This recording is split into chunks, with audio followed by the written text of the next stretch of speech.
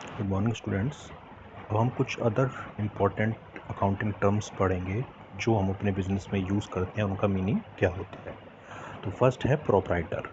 General language में हम proprietor को बिजनेस के ओनर की फॉर्म में जानते हैं, पर अगर अकाउंटिंग टर्मिनोलॉजी में जाने तो proprietor is the person who invest money in the business to run it, manage it, control it, framing the plans and policies.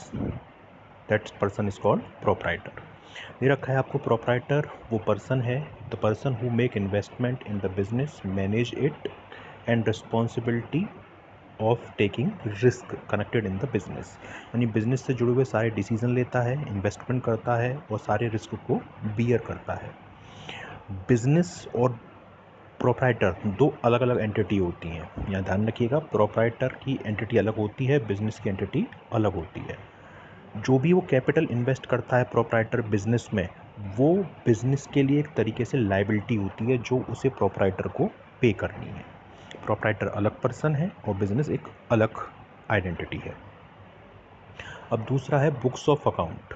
Books of account वो सेट ऑफ बुक्स होती हैं जिसमें जर्नल के अलावा हम ट्रांजैक्शन के नेचर के according business transactions को अलग अलग रिकॉर्ड करते हैं। यानी जो ट्रांजैक्शन जिस नेचर का होता है वहाँ पर हमें अलग अलग सेपरेट बुक्स मेंटेन करती हैं और उन सेपरेट बुक्स को हम बुक्स ऑफ अकाउंट कहते हैं।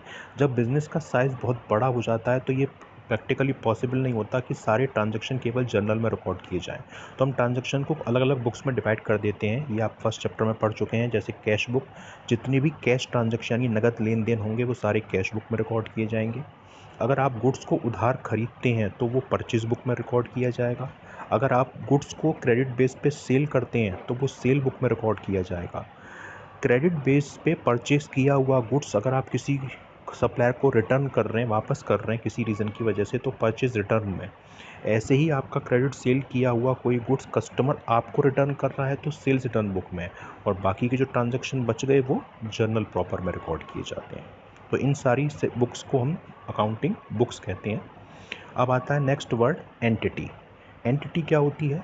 एंटिटी वो नेम या वो आइडेंटिटी होती है जिसके नाम से आपका बिजनेस आइडेंटिफाई होता है मार्केट में।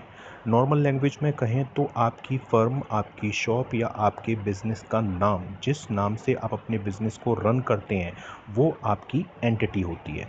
जैसे मारुति जो कंपनी है वो मारुति सुजुकी नाम से अपने प्रोडक्ट को लॉन्च करती है तो वो उसकी एंटिटी हो गई। डाबर इंडिया, ठीक है, डीएलएफ कंपनी है, तो ये इनकी आइडेंटिटी है जिस नाम से ये अपने बिजनेस को मार्केट में रन करती हैं, अपनी एक्टिविटी को परफॉर्म करती हैं, तो ये चीज़ एंटिटी कहलाती है। अब आती है एंट्री। एंट्री का मतलब होता है कि the process of recording of transaction in the books of account is called entry. यानी जो कंप्लीट प्रोसेस होती है जिसमें हम अपनी अकाउंटिंग बुक्स में ट्रांजैक्शंस को रिकॉर्ड करते हैं, तो वो रिकॉर्ड करने की प्रोसेस एंट्री कहलाती है। जहाँ लिखा हुआ है the recording of transaction in the books of account is called entry. यानी जो भी ट्रांजैक्शन हम रिकॉर्ड करेंगे बुक्स में वो हमारे लिए एंट्री कहलाएगी। आप जानते हैं मैंने आपको कल बताया भी था कि कोई भी ट्रांजैक्शन बुक में रिकॉर्ड केवल तब होगा जब आपके पास उसका कोई लीगल एविडेंस अवेलेबल होगा, यानी वाउचर की फॉर्म में। ये आपको कल मैंने बताया था वाउचर्स क्या होते हैं। अब आगे है ट्रांजैक्शंस। इसलिए बुक में ट्रांजैक्शन को रिकॉर्ड करने से पहले यानी एंट्री करने से पहले आपको सपोर्टिव एविडेंस अपने पास मेंटेन करना होगा। अब नेक्स्ट जो है वो है डेबिट एंड क्रेडिट। डेबिट और क्रेडिट ये दो साइड होती हैं जो लेज़र या अकाउंट के दो तरफ होती हैं। लेफ्ट हैंड साइड यानी जो ये मैंने आपको बताया, ये वाली जो साइड होती हैं 4 कॉलम की, ये डेबिट को रिप्रेजेंट करती हैं, और ये जो बाद के 4 कॉलम हैं ये क्रेडिट को रिप्रेजेंट करते हैं। सारे ट्रांजैक्शन इन्हीं दो साइड पर रिकॉर्ड किए जाते हैं। जो ट्रांजैक्शन डेबिट नेचर का है वो डेबिट में रिकॉर्ड किया जाएगा, जो ट्रांजैक्शन क्रेडिट नेचर का है वो क्रेडिट में रिकॉर्ड किया जाएगा। अब क्या चीज़ डेबिट होती है, क्या चीज़ क्रेडिट होती है, ये आप आगे फर्दर चैप्टर्स जो आएंगे उनमें आप पढ़ेंगे। तो means debit and credit are the two sides of the ledger और accounts in which all the business transaction recording particularly. अब नेक्स्ट जो वर्ड है वो है लाइव स्टॉक। स्टॉक का मतलब आपको मैंने कल बताया था, goods related to your business is called stock. यानी आपके बिजनेस में जो आइटम यूज होता है उस गुड्स को हम स्टॉक कहते हैं। पर बहुत से बिजनेस ऐसे होते हैं जहाँ पे बिजनेस करने में कई एनिमल्स का यूज़ किया जाता है, जैसे पोल्ट्री फार्मिंग है, डेयरी फार्मिंग है। तो वहाँ पे गुड्स क्या है, वो एनिमल्स उनके गुड्स होते हैं। तो अब आप उनको गुड्स या स्टॉक की फॉर्म में तो कहेंगे नहीं। बहुत से बिजनेस ऐसे होते हैं जहाँ पे घोड़ों का यूज़ होता है, बैलों का यूज़ होता है। तो ऐसे कोई भी एनिमल जो आपके बिजनेस में, आपके बिजनेस एक्टिविटी में का पार्ट होते हैं, उन एनिमल्स को हम लाइव स्टॉक कहते हैं। जैसे पोल्ट्री फार्मिंग के लिए जो मुर्गियाँ होती हैं वो लाइव स्टॉक हैं। डेयरी फार्मिंग के लिए बफेलो काव वगैरह ये सब लाइव स्टॉक हैं। तो यानी जो भी एनिमल्स आपके बिजनेस में यूज़ किए जाते हैं उन्हें हम लाइव स्टॉक कहते हैं। ये भी हमारे लिए असेट्स होती हैं, फिक्स असेट्स में काउंट की जाती हैं। अब अगला वर्ड है इनवॉइस और बिल। ये मैंने आपको कल बताया था। जब भी आप कोई गुड्स को क्रेडिट बेस पे परचेज करते हैं सप्लायर से, तो वो आपको जो बिल देता है उसे आप इनवॉइस बिल कहते हैं। सेम केस में अगर कोई कस्टमर आपसे क्रेडिट बेस पे गुड्स परचेज करता है, यानी आप उसे सेल करते हैं, तो आप उसे जो बिल देंगे वो भी इनवॉइस या बिल कहलाएगा। तो इन तरीके से कहें, इनवॉइस और bill is prepared by the seller of goods when the he sell goods to the buyer of goods. यानी जब कोई सेलर अपने गुड्स को क्रेडिट बेस पे कस्टमर को बेचता है, तो वो जो डॉक्यूमेंट प्रिपेयर करता है उसे हम इनवॉइस या बिल कहते हैं। ये डुप्लीकेट फॉर्म में प्रिपेयर किया था, यानी दो कॉपी प्रिपेयर होती हैं। ओरिजिनल कॉपी कस्टमर को दे दी जाती है, डुप्लीकेट कॉपी हमारे पास फ्यूचर रेफरेंस के लिए सेव रखी जाती है। इसमें कई सारी डिटेल मेंटेन की जाती हैं। बायर किसने हमसे परचेज़ किया, क्या गुड्स परचेज़ किया उसकी डिटेल, क्या रेट से हमने सेल किया, कितनी क्वांटिटी में सेल किया, और टोटल कितने रुपए का हमने गुड्स सेल किया है। मैंने बताया ओरिजिनल कॉपी हमारे कस्टमर को दे दी जाएगी और डुप्लीकेट कॉपी हमारे पास रहेगी। ये जो इनवॉइस और बिल होता है एक तरीके से हमारे लिए वाउचर है, और क्रेडिट सेल को रिकॉर्ड करने के लिए एंट्री इसकी रिकॉर्ड की जाएगी। जब हम कस्टमर को गुड्स सेल करते हैं, उसे देते हैं, तो वो सेल्स इनवॉइस होता है। सेम टाइम पे वो कस्टमर के लिए परचेज इनवॉइस कहलाएगा। अब अगला जो टॉपिक है वो है अलाउंस। अलाउंस एक तरीके से डिस्काउंट ही होता है। कल मैंने आपको डिस्काउंट वर्ड बताया था। Discount means relaxation in the price of goods. Same allowance भी होता है। अलाउंस में भी हम अपने गुड्स की प्राइस को मिनिमाइज कर लेते हैं, यानी रिड्यूस कर लेते हैं, लेकिन उसका रीज़न कुछ और होता है। अगर हमारा गुड्स डिफेक्टिव है, उसमें कोई एरर है जिसकी वजह से वो ओरिजिनल फॉर्म में सेल नहीं होता, तो हम क्या करते हैं, उस गुड्स की प्राइस को थोड़ा कम कर देते हैं। तो ऐसी रिलैक्सेशन जो किसी माइनर डिफेक्ट या मिस्टेक की वजह से गुड्स में जो प्रेजेंट है उस वजह से करनी पड़ रही है, तो ऐसी रिलैक्सेशन को फिर हम अलाउंस कहते हैं। ठीक है, ये डिस्काउंट से थोड़ा अलग होता है। डिस्काउंट सेल को इंक्रीज़ करने या फिर अमाउंट लेने के पर्पज़ से दी जाती है, जबकि अलाउंस डिफेक्ट की वजह से प्रोवाइड किया जाता है। अब वर्ड है बैड डेप्ट।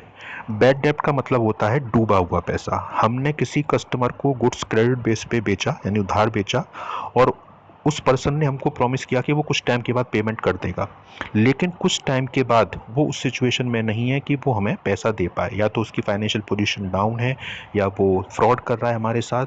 तो यानी ऐसा अमाउंट जो हमें अब डेटर से रिकवर नहीं हो पाएगा, डूब चुका है, उस अमाउंट को हम बैड डेप्ट बोलते हैं। एक तरीके से हमारे लिए लॉस होता है, और इसे हम P&L अकाउंट के डेबिट साइड में शो करते हैं। तो यानी irrecoverable amount from debtors is called bad डेप्ट। तो ये हमारा बैड डेप्ट है, एक तरीके से लॉस ही है ये हमारे लिए भी। अब अगला वर्ड आता है बुक वैल्यू। बुक वैल्यू का मतलब क्या होता है? बुक वैल्यू वर्ड जो यूज़ किया जाता है वो असेट्स की वैल्यू को फाइंड करने के लिए किया जाता है। किसी भी फाइनेंशियल ईयर के एंड में जो आपके पास असेट्स हैं उनकी जो वैल्यू बचती है उसे हम बुक वैल्यू कहते हैं। सपोज़ कीजिए आपने 1 जनवरी को कोई मशीन खरीदी 50,000 की। अब एंड ऑफ द डे यानी 31 दिसंबर उस ईयर के, वो मशीन 50 की तो रहेगी नहीं। आप जानते हैं असेट्स की वैल्यू कंटिन्यू यूज़ करने की वजह से क्या होती है, कम हो जाती है। सपोज़ वो 40,000 की रह गई, 10,000 उसकी वैल्यू कम हो गई, तो वो 40,000 उसकी क्या है, बुक वैल्यू है। यानी असेट्स की वैल्यू को में आई रिडक्शन के बाद जो वैल्यू बचती है उसे हम उस असेट्स की क्या कहते हैं, बुक वैल्यू कहते हैं। अब अगला वर्ड है डेप्रीशिएशन। डेप्रीशिएशन क्या होता है? रिडक्शन इन द प्राइस और value of any asset due to its continuous use passing of time is called depreciation. यानी किसी असेट्स की प्राइस में जो कमी आती है उसके यूज़ करने की वजह से या टाइम के पास होने की वजह से या पुरानी हो जाने की वजह से, उसे हम डेप्रिसिएशन कहते हैं। यहाँ दे रखा है, depreciation refer the continuing and gradual decline in the value of fix assets. यानी फिक्स असेट्स की वैल्यू में जो कंटिन्यूस कमी आती है वो डेप्रिसिएशन कहलाती है।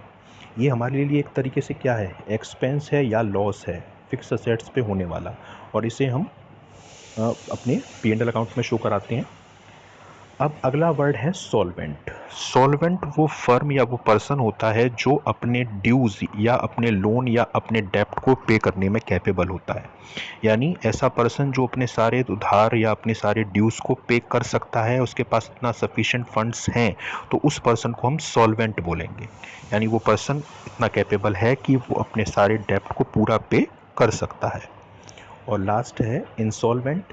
इंसॉल्वेंट आप सॉल्वेंट का अपोजिट कर लीजिए। ऐसी कोई फर्म या ऐसा कोई पर्सन जो अपने डेप्ट या अपनी रिस्पॉन्सिबिलिटी को पे करने में कैपेबल नहीं है और उसके पास इतने फंड्स नहीं है कि वो फ्यूचर में अपने सारे अमाउंट को क्लियर कर पाएगा, ऐसे पर्सन को हम इंसॉल्वेंट कहते हैं। दे रखा है, इफ़ ए पर्सन और business entity not in the position to pay its डेप्ट इन फुल, यानी अपने पूरे पेमेंट को वो क्लियर नहीं कर सकता, तो ऐसी फर्म या पर्सन को हम इंसॉल्वेंट बोलेंगे। ठीक है, कई सारे इसके फॉर्मेलिटी होती हैं, कोर्ट में अप्लाई करना पड़ता है, तब जाके कोई पर्सन इंसॉल्वेंट अनाउंस हो पाता है और क्लियर जितना पेमेंट वो कर सकता है उतना पेमेंट उससे रिसीव किया जाता है। ये फर्दर प्रोसेस हैं, जब आप आगे फर्दर पढ़ेंगे। फिलहाल इंसॉल्वेंट वो पर्सन है who is in not position of to pay his और her debts in fully settlement.